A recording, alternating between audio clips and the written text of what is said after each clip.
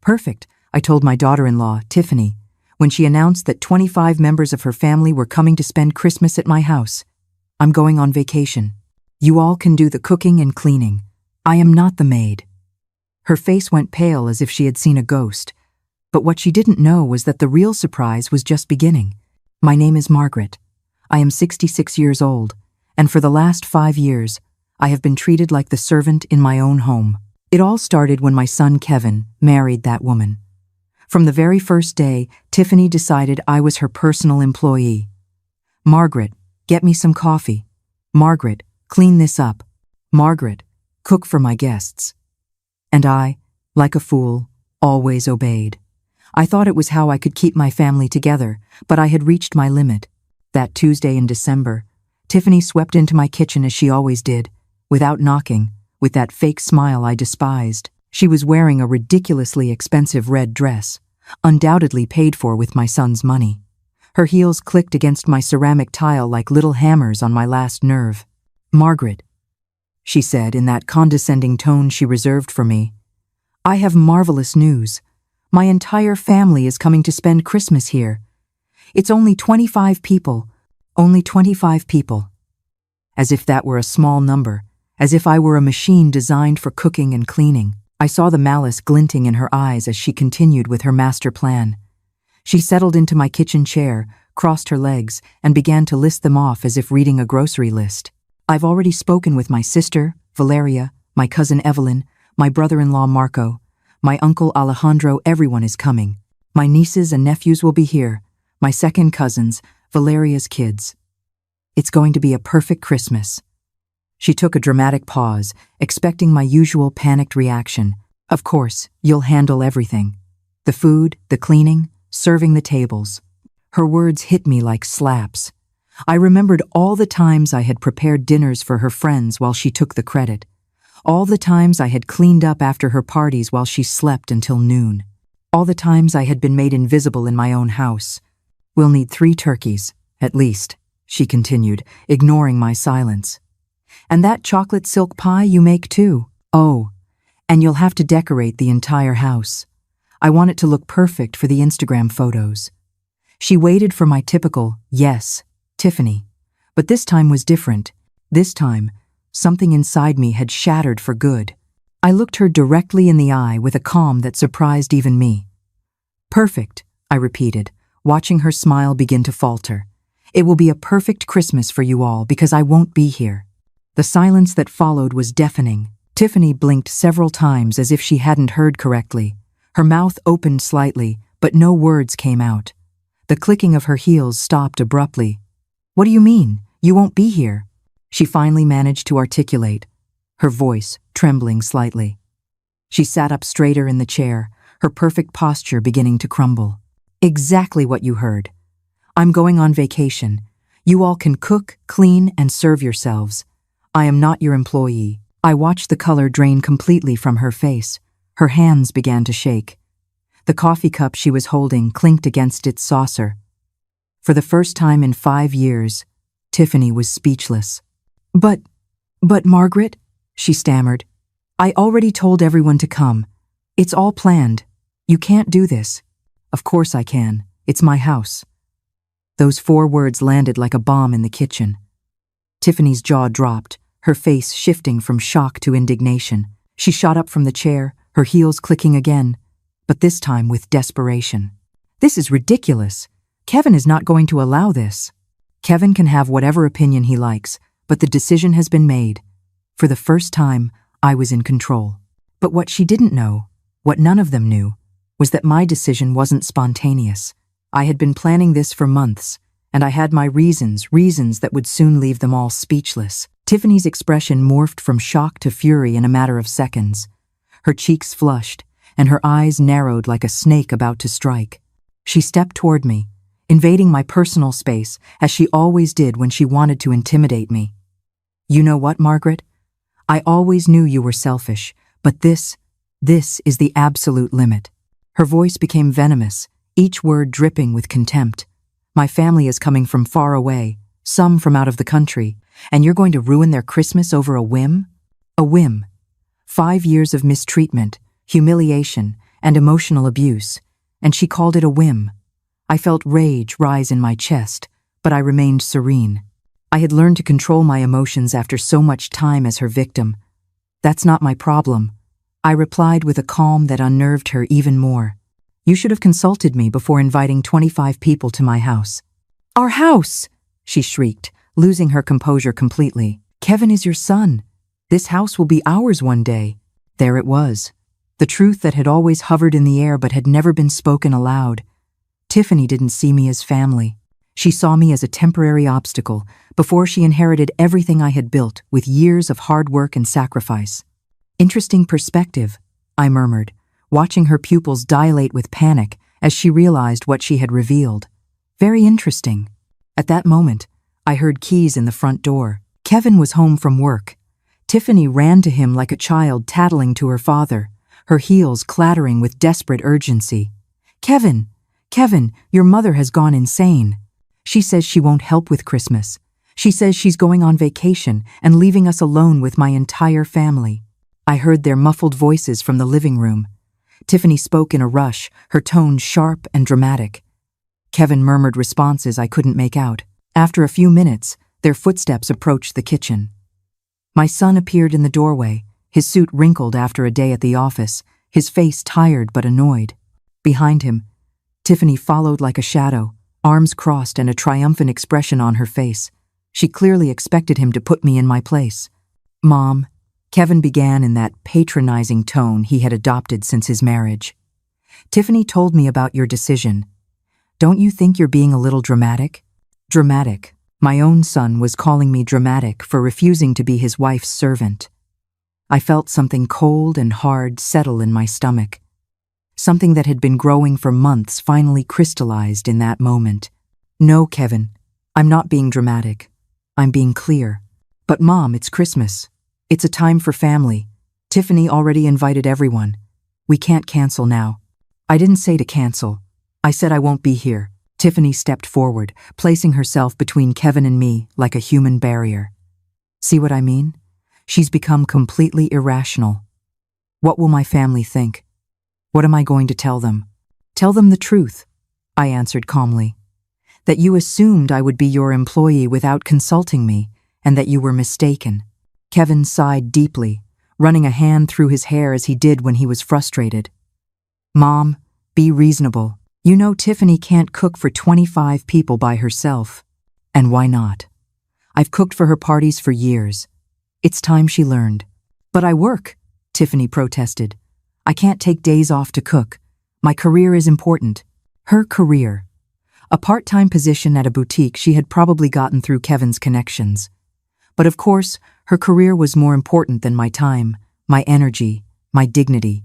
"Then hire a caterer," I suggested with a sweet smile. "There are many excellent options in the city."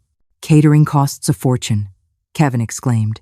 "Why spend thousands of dollars when you can?" He stopped abruptly, realizing what he was about to say. "When I can do it for free," I finished for him. "Like always. Like the employee you think I am." The silence stretched between us like a widening crack. Tiffany and Kevin exchanged nervous glances. I could see the wheels turning in their heads, trying to find a way to manipulate me into giving in. "Look, Mom," Kevin said finally, adopting a softer tone. "I know you've been a bit sensitive lately. Maybe you're going through some hormonal changes." Hormonal changes. Seriously. He was reducing me to a hysterical, menopausal woman.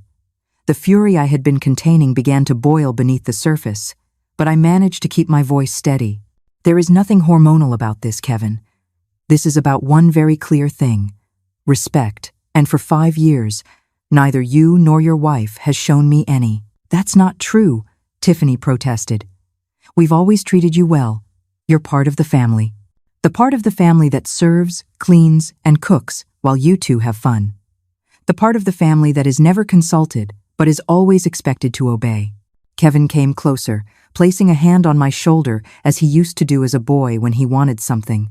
But he was no longer the sweet child I had raised. He was a man who had chosen his wife over his mother in every conflict for the past 5 years. "All right, Mom. I understand you're upset. But think about it. It's just 1 week. After Christmas, everything goes back to normal. Normal. They're normal, where I was invisible except when they needed me, where my feelings didn't matter as long as their life was comfortable, where my house had ceased to be my sanctuary and had become their personal hotel. No, Kevin, things are not going back to normal. Because I'm leaving tomorrow. They both froze. Tiffany was the first to react, her voice rising an octave. Tomorrow? Tomorrow, I confirmed, enjoying the panic that began to gleam in their eyes. I already have everything arranged. What they didn't know was that I truly did have everything arranged, just not in the way they thought. This is insane! Tiffany shrieked, her eyes wide as she paced my kitchen like a caged animal. You can't leave tomorrow. It's impossible. My family arrives in 3 days. Well, you should have thought of that before you took for granted that I would be your employee, I replied, maintaining my serene tone as I calmly washed my coffee cup. Every movement was calculated to show that her dramatics didn't faze me. Kevin just stood there, shifting nervously from one foot to the other, clearly torn between supporting his hysterical wife and trying to reason with me. His eyes darted between the two of us, as if he were watching a tense tennis match. Mom, please, he finally murmured. At least tell us where you're going. When will you be back? I'm going to visit my sister in Miami, I lied smoothly, and I'll be back after New Year's. The lie came so naturally it surprised even me, but it was necessary. They couldn't know my real plans, not yet. After New Year's? Tiffany practically choked on her own words. But what are we going to do? I already told everyone to come. My uncle Alejandro already bought his plane tickets from Miami. Valeria canceled her plans. Marco took time off work. Those are their problems, not mine. I saw desperation begin to replace the rage on Tiffany's face. Her perfectly manicured hands trembled as she gripped the marble countertop, her knuckles white from the pressure. Margaret, her voice suddenly changed, becoming syrupy and manipulative. You know I've always thought of you as a second mother. You're so important to me, to us. You can't just abandon us like this. There it was, the switch in tactics from fury to emotional manipulation. I had seen this play many times before, but it no longer worked on me. If you really considered me a mother, you wouldn't treat me like a servant. But I don't treat you like a servant. I just thought you enjoyed cooking for the family. I thought you liked to feel useful. Useful, that word pierced me like a dagger. For 5 years, I had believed that being useful was my way of keeping the peace, of securing a place in my son's life. But now I understood that being useful had only made me a shadow in my own home. You know what, Tiffany? You're right. I do like to feel useful. That's why I'm going to be useful to myself, for the first time in years. Kevin intervened again, his frustration now evident in every line on his face. Mom, this isn't fair. You know we don't have the money to hire a caterer for 25 people. The deposit on the new apartment wiped out our savings. A new apartment. This was the first I was hearing about a new apartment. My eyes narrowed as I processed this information. Since when were they planning to move, and why hadn't they told me? What new apartment? I asked, my voice laced with a dangerous curiosity. Tiffany and Kevin exchanged a guilty look, the kind of look you share when you've just revealed something that was supposed to be a secret. Well, Kevin began, looking down at his shoes, we were going to tell you after the holidays. We found an incredible place downtown, 3 bedrooms, ocean view, a gym in the building. Sounds expensive, I observed, keeping my tone neutral, though my mind was racing. Well, yes, but it's worth the investment. And don't worry, we're not moving far. Only 30 minutes from here. 30 minutes. Close enough to keep using my house as their personal restaurant, but far enough to have their privacy. How convenient, and how do you plan to pay for it? I asked, though I already had a suspicion about the answer.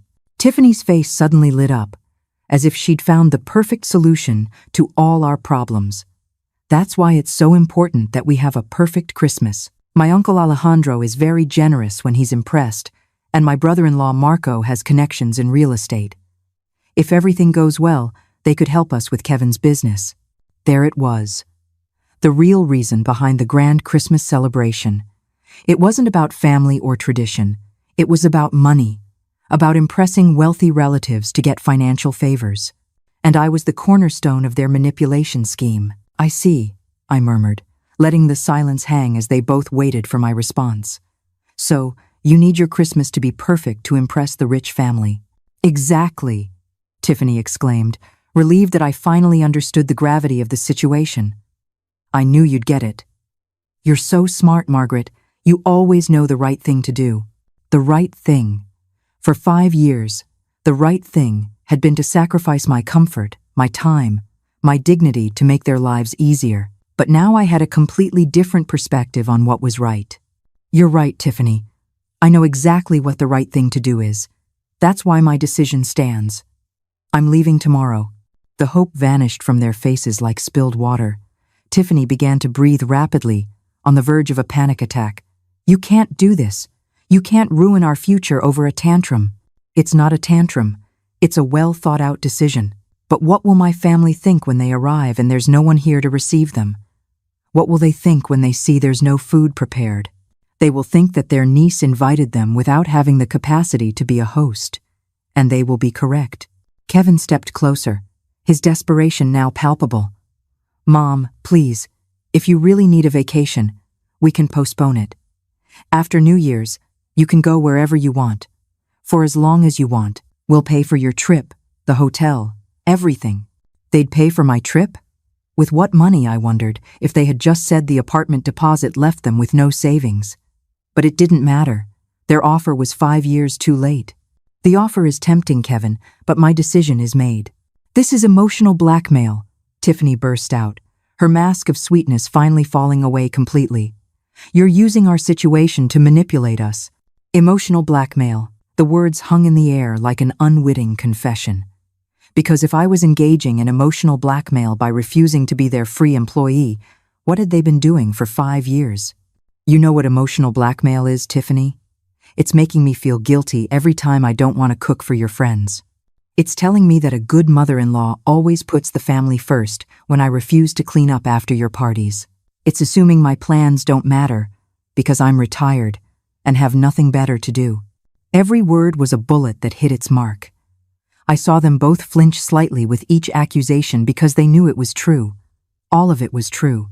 That's not the same thing, Tiffany stammered, but her voice had lost all its previous force. You're right. It's not the same. Because what you two have done is much worse. You have taken my generosity for granted for years. The kitchen fell into a tense silence. I could hear the ticking of the wall clock, the hum of the refrigerator, Tiffany's ragged breathing. But what I could hear most clearly was the sound of my own approaching freedom. Because tomorrow, everything would change, and they had no idea just how much. That night, while Tiffany and Kevin were still in the living room arguing in desperate whispers, I locked myself in my room and pulled out my laptop. It was time to set the second phase of my plan in motion, a plan that had been brewing for months, ever since I discovered something that changed my entire perspective on my dear daughter-in-law. 3 months earlier, while foolishly cleaning Kevin's home office, I had found a forgotten folder among his papers, filled with bank statements, printed emails, and legal documents. At first, I thought they were work papers, but something caught my eye. Tiffany's name appeared again and again in transactions I didn't understand. That night, after they went to sleep, I returned to the office and reviewed everything meticulously. What I found chilled me to the bone. Tiffany had been spending money they didn't have. A lot of money. Credit cards in Kevin's name that he knew nothing about. Personal loans using the house as collateral, and compulsive shopping sprees at luxury stores that added up to over $50,000 in debt. But that wasn't all. I also found emails where Tiffany discussed with her friends how to manage Kevin so he wouldn't discover her spending, how to keep him distracted while she kept shopping. And most chilling of all, a message thread where she planned to convince him to sell the house to invest in their future together. My house. The house I had lived in for 30 years. The house I had paid for with my work, my savings, my sacrifices. Tiffany wanted Kevin to sell it to pay off her compulsive shopping debts. That night, I couldn't sleep. I stayed awake until dawn, processing the betrayal, the manipulation, the deceit. But along with the devastation, something else began to grow. A cold, calculated determination to protect myself. The next day, I began my own silent investigation. I hired a private detective, a discreet man my lawyer had recommended years ago. I asked him to track all of Tiffany's financial activities. What we discovered was even worse than I had imagined. Not only was she a compulsive spender, but she had also been lying about her job. Her important career at the boutique was part-time, and she was barely making minimum wage, but she had been telling Kevin she earned 3 times that amount. Where did the extra money for her personal expenses come from? The secret credit cards, of course. And there was more. Tiffany had been telling her relatives that we were much wealthier than we actually were. She had told them that Kevin had a thriving business, that I had a considerable fortune, that our house was worth twice its actual price. All lies to maintain her image as a successful, well-married woman. Now, as I looked at my laptop screen in the quiet darkness of my room, I smiled for the first time in months. Because I had taken steps they couldn't even imagine. First, I had moved all my savings to a new account at a different bank, an account Kevin knew nothing about and would never have access to. Then, I had consulted with my lawyer about how to protect the house's deed. It turned out there were very effective legal ways to ensure no one could force me to sell it. But my masterstroke had been to contact Tiffany's family directly. Not all of them, just the ones who really mattered. Her uncle Alejandro, the successful businessman from Miami, her brother-in-law Marco, the real estate agent who was supposedly going to help them, and her sister Valeria, who worked in finance and had an impeccable reputation.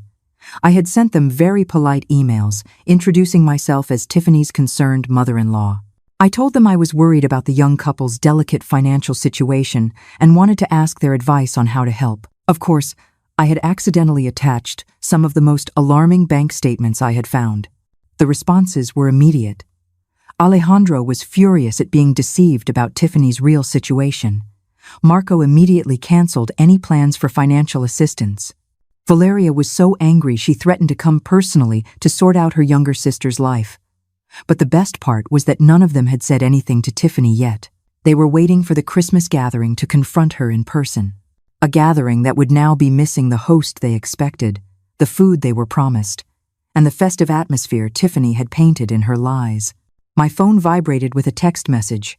It was from Alejandro.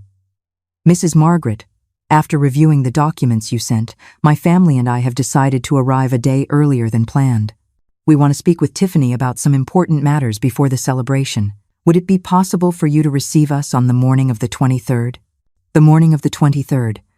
Exactly when I would be packing my bags for my trip to Miami. What a perfect coincidence, I replied quickly. Of course, Alejandro. It will be a pleasure to have you. However, I must inform you that I will be leaving for a trip that same day, so Tiffany and Kevin will be your hosts. His response came in seconds. Perfect. That will be exactly what we need. I closed the laptop and lay back in bed, smiling in the dark. For 5 years, I had been the silent victim, the submissive mother-in-law, the free employee. But all that time, I had been observing, learning, understanding how my in-laws really worked. Tiffany thought she was so smart, so manipulative, so clever. But she had gravely underestimated the older woman who cleaned up her messes. She had assumed my age, and my apparent meekness meant I was helpless. Tomorrow morning, while she was still asleep, I would be packing my bags. Not for Miami, as I had told them. My real destination was a luxury hotel just an hour away, where I had booked a suite with an ocean view for the next 2 weeks. From there, I would have a front-row seat to the collapse of the little kingdom of lies Tiffany had built. I would watch her family discover her deceptions. I would watch Kevin finally open his eyes to the woman he had married. I would watch her whole, perfectly manipulated world fall apart, piece by piece. And best of all, I wouldn't have to lift a finger to make it happen. Tiffany had dug her own grave with years of lies and deceit. I had simply taken the shovel out of her hands and showed her family where to look.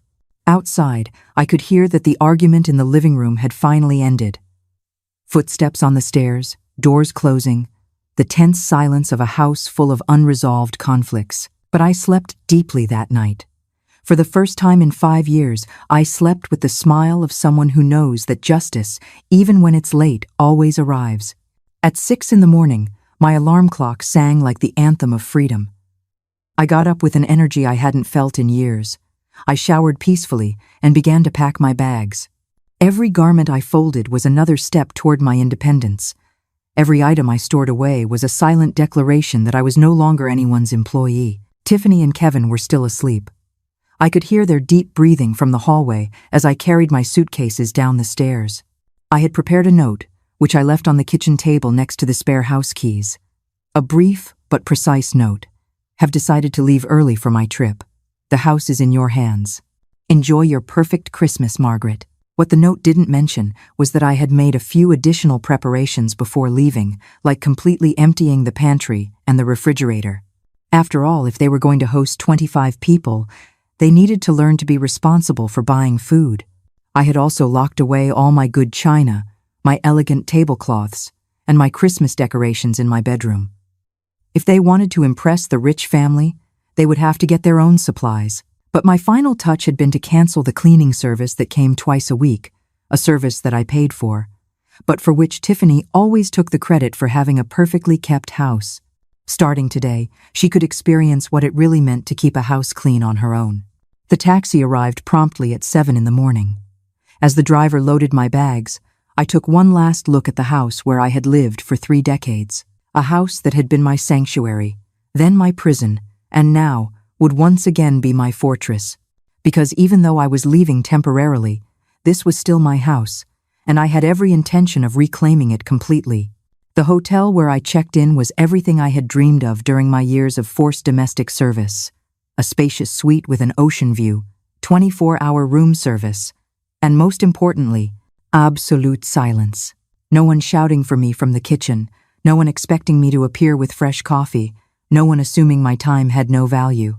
My phone started ringing at 10:47 in the morning. Kevin, of course. Mom, where are you? We found your note, but why did you leave early? His voice sounded confused, still sleepy. He had probably just discovered the empty pantry and the fact that no one was there to make his weekend breakfast. Good morning, Kevin. I decided there was no point in prolonging the inevitable. You two have a lot to do to prepare, and I am very much looking forward to some rest. But Mom, this is so sudden. Tiffany is, well, she's pretty upset. Upset. What a diplomatic way to say she was having a full-blown panic attack at the realization that she would actually have to take charge of her own life. I'm sure she'll manage perfectly. After all, she's a very capable woman. There was a long pause. I could hear voices in the background, Tiffany speaking in a rapid, hysterical tone.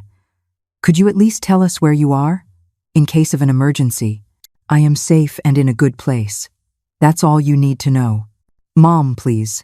I know you're angry, but this is extreme. Tiffany's family arrives in 2 days, and we don't know how. Kevin, I interrupted him firmly. You are 32 years old. Tiffany is 29. You are fully functional adults. I am certain you can solve your own problems without relying on a 66-year-old woman. Another pause. This one longer. Fine, he finally sighed. But promise me you'll be okay. And when are you coming back? I'll be back when I'm ready. Enjoy your Christmas. I hung up before he could insist further. I immediately put my phone on silent mode. I knew the next few hours would be a constant bombardment of desperate calls and messages. But I had waited 5 years for this moment of peace. I wasn't going to let them ruin it. I ordered lobster thermidor from room service, something I would never have cooked for myself because it would have seemed too extravagant by the standards of austerity Tiffany had imposed in my own home. As I ate slowly, savoring every bite, my phone blinked constantly with silenced notifications. The best part was yet to come, because tomorrow morning, exactly as I had calculated, Tiffany's family would begin to arrive. They would not find the perfect Christmas she had promised them. Instead, they would find the raw reality of who the woman who had been living on lies for years truly was. At 3 in the afternoon, I finally checked my messages. There were 17 missed calls from Kevin, 31 from Tiffany, and an avalanche of texts, escalating from confusion to pleading to outrage. But the message I was really interested in had arrived from Alejandro at noon. Mrs. Margaret, my family and I will arrive tomorrow at 8 in the morning as agreed. We look forward to meeting you personally and having that important conversation with Tiffany. Thank you for your hospitality. Hospitality. If only he knew that by 8 o'clock tomorrow, the only hospitality they would find would be Tiffany trying to explain why the house was empty, why there was no food, and why the generous mother-in-law she had boasted so much about had mysteriously disappeared. I replied to Alejandro, "I regret to inform you that I had to move up my trip due to unexpected family commitments. Tiffany and Kevin will be delighted to host you. I'm sure you will have much to talk about." His response was immediate. "I understand perfectly. In fact, this might be for the best. Some conversations are better had in private." Private. Exactly what they needed. A private conversation between a woman who had been lying for years and a family that finally knew the truth about her financial deceptions. That afternoon, as I enjoyed a massage at the hotel spa, I allowed myself to imagine the scene that would unfold tomorrow morning. Tiffany and Kevin waking up in a panic, making a last-minute run to the grocery store, desperately trying to create the illusion of hospitality they had promised. And then, at 8 o'clock sharp, the sound of the doorbell, announcing the arrival of the family who had come to collect on past due accounts. I couldn't help but smile as the masseuse worked on the knots of tension that had been in my shoulders for 5 years. Knots that were finally beginning to unravel, one by one, just like Tiffany's lies. The morning of the 23rd dawned with a clear sky, and my phone exploded with calls. I woke to the first call from Kevin at 6:30 in the morning. I didn't answer. While I leisurely ate eggs Benedict with smoked salmon on my suite's terrace, I decided to check the voicemails. The first was from Kevin. "Mom, please, pick up. Tiffany is hysterical. We don't know what to make for breakfast for 25 people. The grocery store doesn't open until 8, and the family arrives at exactly that time. We need help, urgently. Please, please call us." The second was from Tiffany, her voice completely broken. "Margaret, I know you're mad at me, and I get why, but please don't make me look bad in front of my family. They traveled from so far away. My uncle Alejandro came from Miami. Valeria canceled important plans. I don't know how to cook for this many people. I don't even know where to start. I promise, we'll talk later and fix everything, but right now I desperately need your help." The third message was even better. Tiffany again, now sobbing. "Margaret, I just checked the pantry and the refrigerator. Everything is empty. Why is there nothing? How am I supposed to feed my family? Where is the good china? Where are the Christmas tablecloths? Please, at least, just tell me where you put everything. Just that, please." Ah, yes. The dawning realization that running a household requires planning, effort, and actual money. The tardy understanding that food doesn't magically appear in refrigerators, that tables don't set themselves, that decorations don't install themselves by magic. But the message I was truly waiting for arrived at 7:15 in the morning. It was from a voice I didn't recognize, but it spoke with authority. "Mrs. Margaret, this is Alejandro, Tiffany's uncle. We arrived at the airport early and decided to come straight to your house. We expect to be there in 15 minutes. I'm very much looking forward to meeting you and having that conversation we've been planning." Perfect. They would arrive at the peak of Tiffany and Kevin's panic. At 8:20 my phone rang. This time I answered. "Mom." Kevin's voice was trembling, on the verge of a nervous breakdown. "Can you talk?" "Good morning, Kevin. Of course I can talk. How is your morning going?" "Mom, please, don't do this. Tiffany's family just arrived and we have nothing to offer them. Literally nothing. Tiffany is crying in the bathroom and I don't know what to do. Have you explained the situation to them?" "What situation? How do I explain that my mother decided to go on vacation right when we needed her most? When they needed me most? Not when I needed respect or understanding or a simple thank you for 5 years of service. Only when they needed me. Tell them the truth, Kevin, that for 5 years you took it for granted that I would be your unpaid domestic servant and that I finally decided I deserved a vacation." There was a pause. I could hear voices in the background, a mix of panic and confusion. Someone was speaking sternly, probably Alejandro, asking where the main hostess was. "At least can you tell us where you always bought the food? What you used to make for special occasions? Anything to help?" "Kevin, I didn't always buy anything. I planned for weeks in advance. I researched recipes, made detailed lists, compared prices, and dedicated entire days to preparation. It wasn't magic, it was work, a lot of work." The silence on the other end told me he was finally beginning to understand the magnitude of what he had ignored for years. "Look, he continued, his voice smaller. I know we've been inconsiderate, but right now I need practical solutions. What do I do with 25 hungry people in my living room? Order takeout, call restaurants, go to the supermarket, do what all responsible adults do when they have guests. But it's the holidays. Everything is closed or swamped. The restaurants have no availability. Then maybe you should have thought of that before you invited 25 people without consulting the person you expected to do all the work. I heard a new voice in the background, a serious tone. Alejandro was clearly demanding an explanation. Mom, Tiffany's uncle wants to talk to you. He says he needs to understand what's going on. I would love to talk to him, but I'm on vacation. Tell him Tiffany can explain everything perfectly. After all, she's the one who organized this gathering. Please, Mom, just 5 minutes. He's very confused and a little upset. I think he can help us solve this. Help us. Again, it was all about helping them. It was never about what I needed, what I deserved, or how they had made me feel for years. Kevin, listen to me very carefully. For 5 years, every time you needed something, I was there. Every time Tiffany wanted to impress someone, I did the work. Every time you had problems, I was the solution. Today, for the first time in half a decade, you have to solve your own problems. And that is not my responsibility.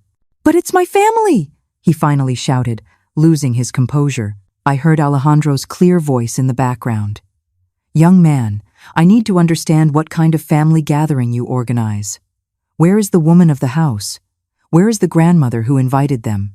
Alejandro had clearly understood from his conversations with Tiffany that I was the matriarch who organized these events, the main hostess, the person responsible for the family's hospitality. And now there was no one. Just 2 confused adults finally facing the consequences of their own choices. Mom, please, at least talk to him. Explain that there's been a misunderstanding. There is no misunderstanding, Kevin. There is a reality that you refused to see for years. And that reality is that without mutual respect, there is no functional family. I hung up. This time, I turned the phone off completely. It was time for the next phase. I went down to the hotel's business center. It was time to deploy the most delicious part of my plan. I sat at a computer and opened my email. I had several new messages from Tiffany's family. The first was from Valeria, the financially responsible sister. Dear Margaret, we've just arrived at your house, and the situation is quite confusing. Tiffany told us you left for an emergency, but we don't understand why the house seems uninhabited. There is no food, no Christmas preparations, and frankly, Tiffany's attitude is very strange. Could we speak by phone? The second message was from Alejandro, his tone considerably more serious. Mrs. Margaret, I respect that you had to travel for an emergency, but I need to understand what is happening in this house. Tiffany cannot coherently explain why the food she promised is not here, why there are no Christmas decorations, or even why she did not know you would be gone. This does not align at all with the family picture she painted for us. Please contact me urgently. Perfect. It was exactly the opening I had been waiting for. I replied to both emails with a carefully constructed message. Dear Alejandro and Valeria, I deeply apologize for the confusion. I was forced to move up my trip due to circumstances I would rather not discuss over email. However, I believe it is important for you to understand Tiffany and Kevin's true situation before continuing with any Christmas plans. The documents I previously sent you reflect only part of the financial reality. If you truly wish to help Tiffany, I suggest you have a very frank conversation with her about her spending habits and her unrealistic expectations regarding family support. Sincerely, Margaret. I sent the message and waited. I didn't have to wait long. 20 minutes later, my hotel room phone rang. It was the front desk. Ma'am, you have a long-distance call. A Mr. Alejandro says it's urgent. Put him through, please. Alejandro's voice was tense, but controlled. Mrs. Margaret, thank you for taking my call. I need to ask you some direct questions about my niece. Of course, Alejandro. I'm all ears. First, is it true that Tiffany has been asking you to cook and clean for all her family gatherings? That is correct. For the last 5 years, every time you have visited or she has had guests, I have handled all the preparations. And when she told us about the elaborate dinners and perfect events, was she organizing them Or were you? I planned everything from scratch. Tiffany took the credit. There was a long pause. I could hear voices in the background, clearly Alejandro arguing with someone. Second question. The financial statements you sent us, are they real? Completely real. I obtained them directly from my son's personal files. And Tiffany knows you discovered her debts? Number. Until today. She had no idea that I knew about her secret spending or her lies about her income. I see. His voice had turned to ice. One more question. Why did you decide to leave at this exact moment? Because I grew tired of being treated like a domestic servant in my own house. Tiffany assumed I would cook for 25 people without even asking if I was available or willing.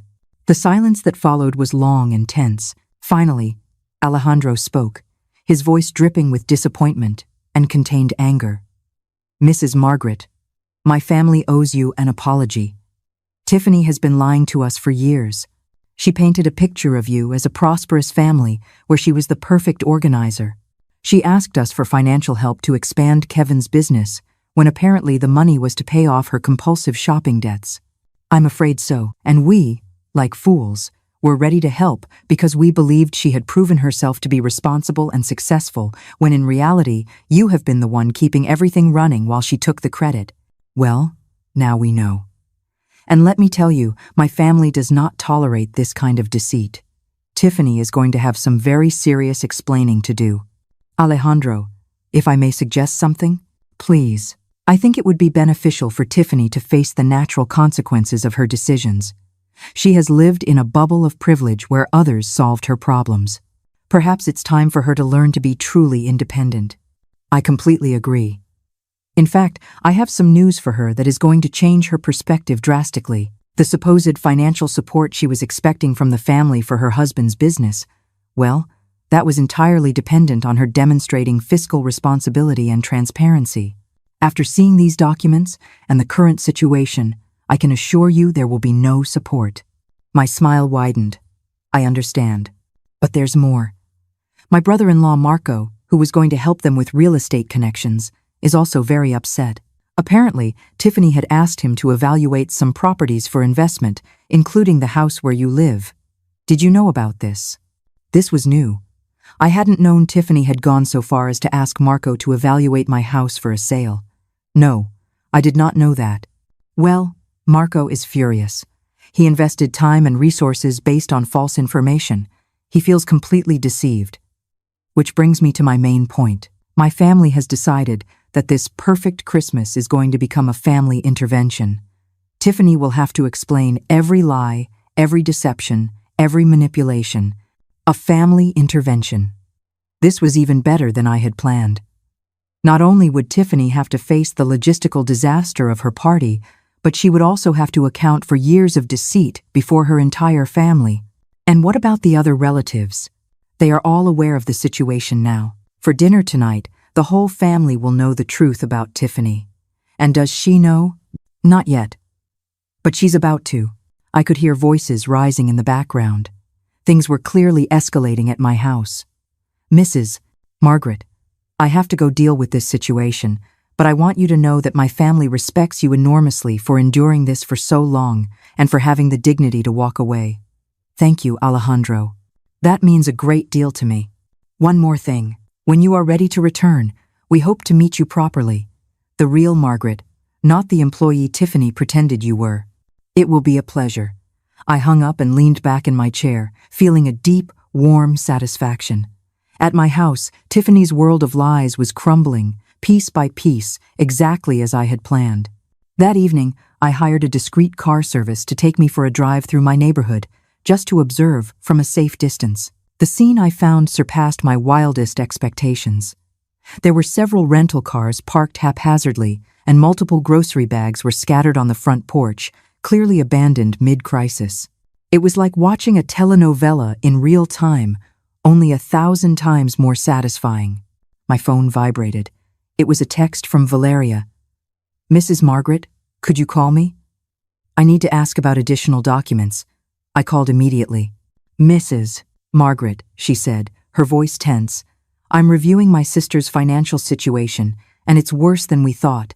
I just discovered she has been using Kevin's name and credit information to open accounts he doesn't know about. This could be considered identity fraud. This was new information. Does Kevin know? We just told him an hour ago. He's in shock. He keeps saying it must be a misunderstanding. Valeria, I have to ask something delicate. Did you know Tiffany told our family that you were considering making her the beneficiary of your will? The question hit me like a lightning bolt. What? Yes. She told us you were planning to leave her the house and a significant part of your savings. She used that as collateral for some of the loans she took out from family. The betrayal was even deeper than I had imagined. Valeria, I can assure you that is completely false. My will does not include Tiffany as a beneficiary of anything. I imagined so. But she used that story to borrow over $20,000 from some of our cousins in the States. $20,000 in debt that I was supposedly going to cover with my death. It was so twisted, so maliciously calculated. How is Tiffany reacting to all this? I asked. There was a long pause. She's in complete denial. She keeps insisting it's all a misunderstanding, that you're being vengeful because you felt left out of the Christmas plans. Of course, even when confronted with irrefutable evidence, Tiffany was still trying to play the victim. And the Christmas celebration? Valeria laughed bitterly. What Christmas? Tiffany ordered pizza for 25 people because she didn't know how to cook anything else. We're eating off paper towels because she can't find the good plates. Instead of celebrating, we're having the most intense family showdown of our lives. Pizza for 25. The irony was delicious. What do you plan to do now? I asked. Some of us are leaving tomorrow. This isn't the family reunion we expected, but a few of us are staying to make sure she understands the consequences of her actions. All family loans are being called in immediately. The financial support for Kevin's business is gone, and we will be informing other family members to protect them from future manipulations. It was poetic justice. And Kevin? That's the saddest part. I think he truly knew nothing about her lies. He's devastated. My poor son. But I also knew this was the only way he would ever open his eyes. Valeria, there's one more thing you should know. When I return home, and I will return soon, I will be making some significant changes. Tiffany will no longer have free access to my house. There will be new rules, new boundaries, and new consequences for disrespect. That sounds perfect. It's time she learned to live in the real world. I hung up and asked the driver to take me back to the hotel. Tomorrow would be my triumphant return. The morning of December 24th dawned cold but bright. I packed my bags calmly and prepared for the final confrontation. Before leaving the hotel, I called my lawyer, Robert. I'm Margaret. Are all the documents we discussed ready? Perfectly ready, Margaret. The changes to the will are notarized, the amendment to the house deed is registered, and the new residency agreements are ready for your signature. Perfect. I'll see you in an hour at my house. Are you sure you want to do this on Christmas Eve? Robert, there is no more perfect time. It's time my family learned the true meaning of gratitude. The taxi dropped me off at 10 in the morning. I opened the door with my key, and the house fell silent. Margaret. Kevin's voice was incredulous, almost hopeful. Yes, I'm back. He appeared first, with deep dark circles under his eyes. Behind him came Tiffany, a version I had never seen before, no makeup, wrinkled clothes, eyes swollen from crying. Then came the rest of her family. Alejandro, stern and imposing. Valeria, holding a folder of documents. Marco and Evelyn, their faces etched with disappointment. Mrs. Margaret, Alejandro said, extending a hand respectfully. It is an honor to finally meet you. We are deeply sorry to have met under these circumstances. The honor is mine, Alejandro. And don't worry. Sometimes the truth needs to come out dramatically. Just then, the doorbell rang. It was Robert, my lawyer. Robert, thank you for coming. I believe we're all ready for the conversation we've been postponing for years. Robert entered, his presence immediately adding a legal weight to the room. Good morning, he said professionally. I am Robert Miller, Mrs. Margaret's attorney. I understand there are some family and financial matters that require clarification. Tiffany grew even paler. Why is there a lawyer here? Because after 5 years of emotional abuse, financial manipulation, and a total lack of respect, I have decided I need legal protection, I replied with icy calm. Legal protection from what? Kevin asked, genuinely confused. From your wife's attempts to use my future death as collateral for loans. From her plans to convince you to sell my house to pay off her compulsive shopping debts. From her unauthorized use of your credit information. Need I continue? The silence was absolute. Tiffany slumped onto the sofa, finally understanding her world of lies had completely collapsed. Robert, I said, shall we proceed? Very well. First, the testamentary changes. Mrs. Margaret has amended her will to ensure that the ownership of this house can never be sold or mortgaged without her explicit consent, even after her death. The house will be transferred into a family trust that protects Kevin's interests but prohibits any financial speculation. Tiffany began to cry silently. Kevin looked shocked, but also, for the first time, genuinely ashamed. Second, Robert continued, the new terms of residency. Tiffany no longer has unrestricted access rights to this property. Any visit must be coordinated in advance and approved by Mrs. Margaret. What does that mean exactly? Kevin asked, his voice trembling. It means your wife can no longer walk into my house whenever she pleases, give orders about my food and my time, or assume I will be her domestic servant. Mom, I never knew that she... You never knew? In 5 years, you never noticed that every time you had guests, I did all the work while she took the credit? You never wondered why your wife never cooked or cleaned, but always talked about what a perfect hostess she was. Kevin bowed his head, finally confronting years of willful blindness. Alejandro approached Tiffany, his voice heavy with paternal disappointment. Tiffany, our family gave you opportunities, trust, and support based on lies. You made us unwitting accomplices in your disrespect toward a woman who deserved our admiration, not our contempt. Uncle, I never wanted. You never wanted what? To lie about your income? To commit identity fraud? To promise inheritances that weren't yours to give? To treat your mother-in-law like a servant? Tiffany had no answer. There is one more thing, I continued, looking directly at Tiffany. You will pay back every penny you borrowed, using lies about my supposed inheritance. You will personally apologize to every family member you deceived, and you will learn to live within your actual means, not in the fantasy you built at my expense. And if she doesn't? Valeria asked.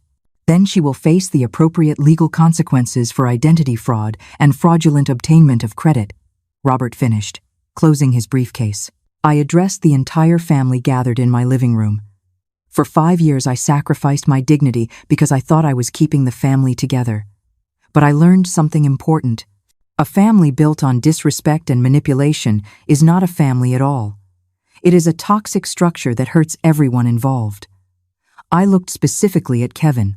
Son, I love you, but you have to decide what kind of man you want to be. One who allows his wife to abuse his mother, or one who defends respect and honesty in his family. Finally, I looked at Tiffany.